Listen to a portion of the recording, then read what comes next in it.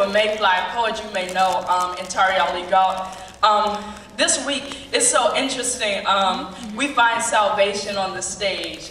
We find healing on the stage. Being here to perform with you is my own healing. It's been a difficult week. My significant other suffered very, very interesting and unexpected sickness, and so we've spent most of this week in and out of the hospital.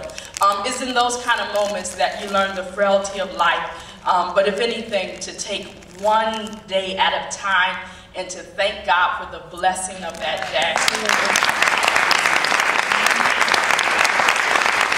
And so I count it a blessing to be here and to be sharing this poem with you. But this comes from a story that he told me, true story about one of his friends from high school called Cassandra.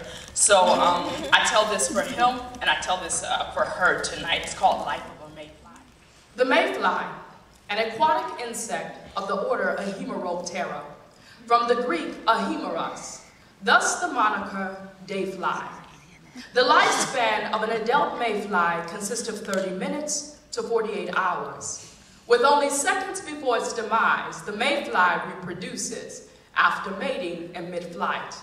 It is either by cruel irony or sheer poeticism that the mayfly often dies cradling life.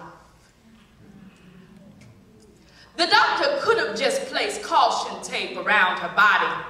He could have saved a lot of time if he had only thought to call the morgue before he drew the white chalk outlines on an x-ray of her wound.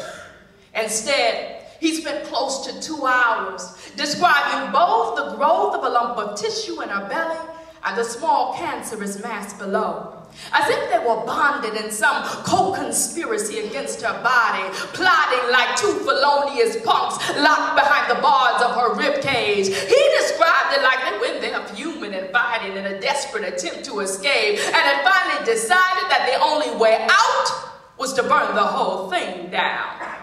Note to self, should you ever find you are at war with your body, assume you will have to destroy parts of yourself in order to preserve yourself.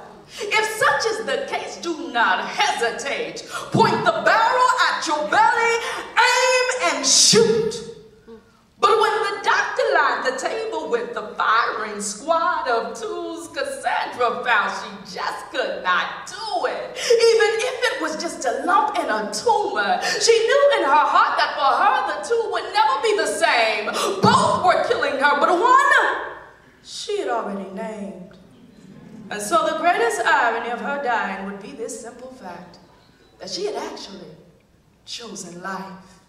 And two small almond-shaped eyes, pushed slightly apart by the thumbs of the divine, nose poised in a downward crescendo, opening like a window into a symphony of sound just below, a little scream sweeter than the sea siren's note. But like Odysseus, Cassandra should have known, there were more subtle chords of death that underscored her song. That is why Odysseus had his arms tied to the mast of a moving ship, just so he could hear the siren song as he safely passed by. For hers was the kind of beauty for which men had died. But you played it smart, Odysseus, and escaped with your life.